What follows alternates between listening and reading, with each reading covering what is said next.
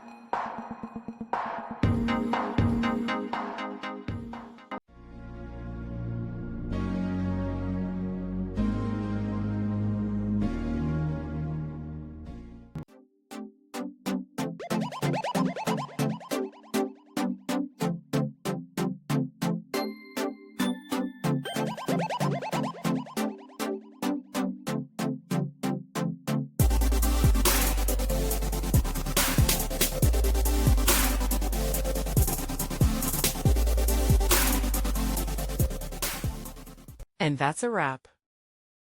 I hope you found the answer you were looking for. If you did, take a second to hit that subscribe button. It really helps out. And let me know in the comments which solution worked best for you.